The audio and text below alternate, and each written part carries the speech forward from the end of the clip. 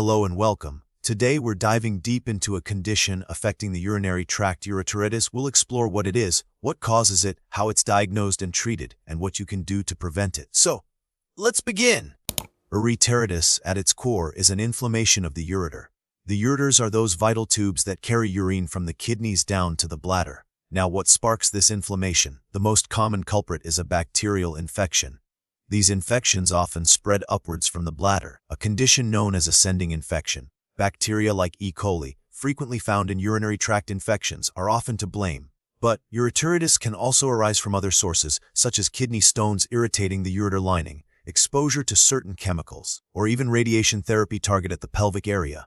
In rare cases, ureteritis might be a consequence of systemic inflammatory conditions. Let's understand what happens in the body when ureteritis takes hold. The initial infection or irritant triggers an inflammatory response within the ureter wall. This inflammation leads to swelling and redness of the ureter lining, known as the mucosa.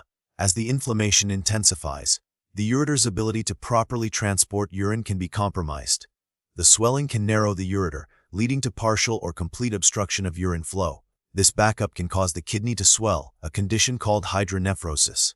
Furthermore, the inflamed ureter may become more permeable, potentially allowing bacteria or toxins to enter the bloodstream, increasing the risk of systemic infection.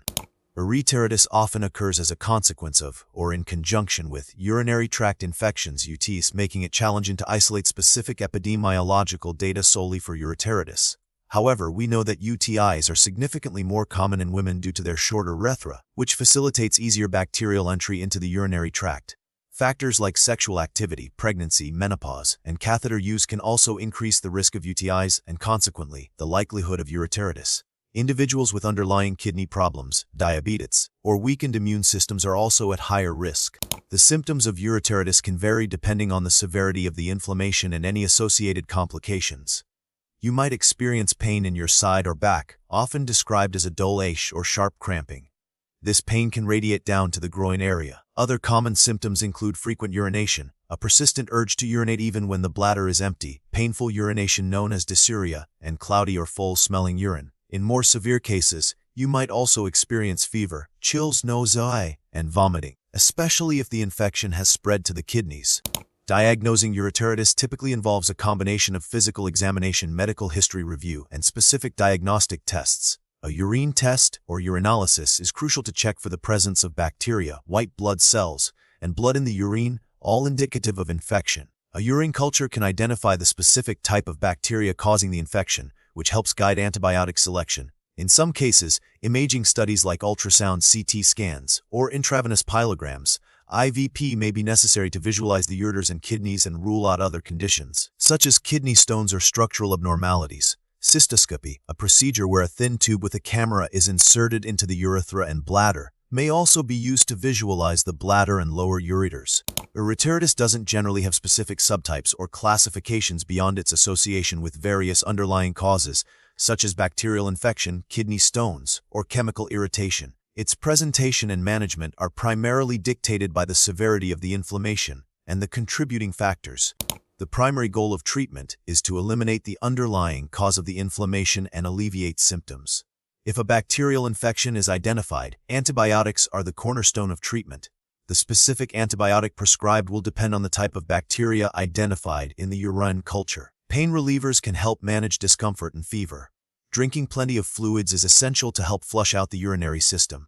In cases where ureteritis is caused by kidney stones, treatment may involve pain management, medications to relax the ureter, or procedures to break up or remove the stones. In rare cases, surgery may be necessary to correct structural abnormalities or remove severely damaged portions of the ureter. Preventing ureteritis largely revolves around preventing urinary tract infections. Practicing good hygiene, such as wiping from front to back after using the toilet, can help prevent bacteria from entering the urethra. Staying well hydrated by drinking plenty of fluids helps flush out the urinary system. Urinating regularly and emptying your bladder completely can also help prevent bacterial buildup. For women, urinating after sexual activity can help reduce the risk of UTIs. If you are prone to recurrent UTIs, talk to your doctor about preventative measures, such as low-dose antibiotics or other therapies. The prognosis for ureteritis is generally good with prompt and appropriate treatment. Most infections clear up within a week or two with antibiotics. However, untreated ureteritis can lead to more serious complications, such as kidney damage, sepsis, a life-threatening blood infection, and recurrent uveitis. Recent research is focused on developing new antibiotics that are effective against antibiotic-resistant bacteria. There's also ongoing research into alternative therapies for UTIs, such as probiotics and cranberry extracts, to reduce reliance on antibiotics.